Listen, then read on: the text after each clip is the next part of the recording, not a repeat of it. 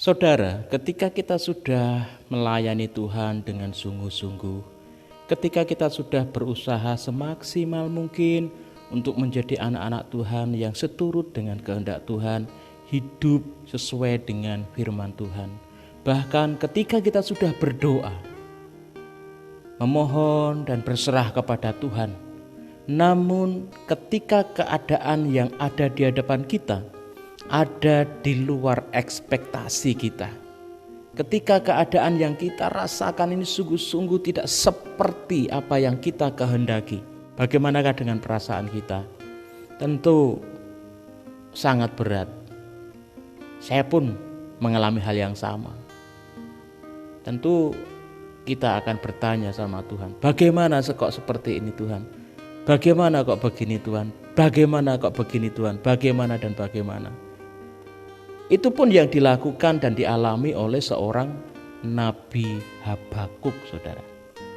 Hal itu bisa kita lihat bagaimana di pasal 1, bagaimana Nabi Habakuk ini berkeluh kesah dengan Tuhan. Saudaraku, hal ini menjadi sebuah pergumulan seorang Habakuk. Dia juga sudah berdoa, dia sudah melayani Tuhan, namun Tuhan perlihatkan di hadapannya bagaimana sebuah keadaan yang sangat menyakitkan ini. Bagaimana orang-orang benar telah habis digilas oleh orang-orang fasik. Saudaraku, ketika Habakuk berkeluh kesah kepada Allah, maka Allah pun tidak tinggal diam. Allah pun memberikan jawab kepada seorang Habakuk. Sampai di pasal 2, saudara, kita melihat bagaimana seorang Habakuk bersoal jawab dengan Allah. Dan saat ini, saudaraku, mari kita belajar dari kitab Habakuk pasal 2 ayat yang ke-20. Dari firman Tuhan ini kita tahu bagaimana ada sebuah perintah dari Allah.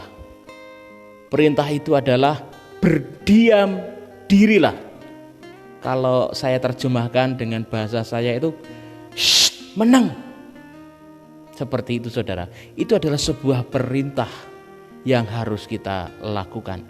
Berdiam diri. Tidak banyak tanya, tidak banyak protes sama Tuhan. Kenapa? Karena Tuhan ada di bait-Nya yang kudus.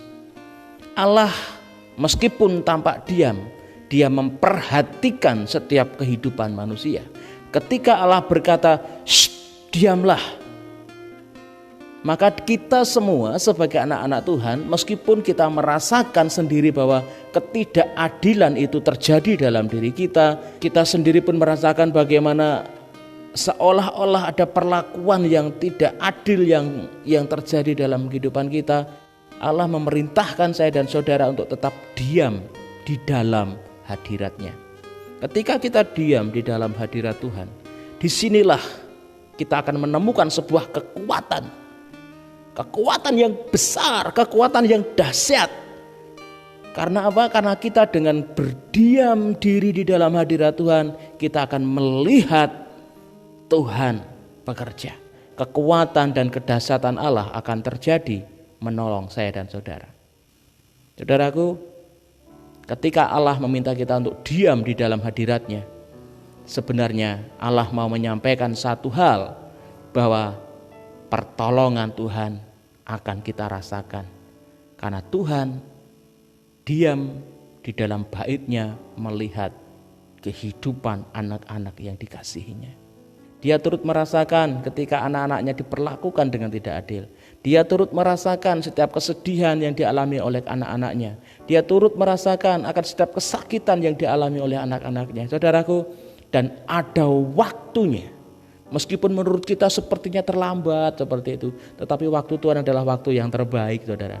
Bahwa orang benar akan muncul sebagai pemenang. Akan ada waktunya orang-orang yang fasik, yang memperlakukan anak-anak Tuhan dengan semena-mena, mereka akan mendapatkan bagiannya. Ada waktunya, ada waktu Tuhan. Kapan? Kita tidak perlu tahu kapan itu, karena hanya Allah yang tahu. Yang perlu kita tahu adalah mari kita diam di hadapan Tuhan, masuk dalam hadirat Allah. Dengan tenang kita akan melihat Tuhan bekerja.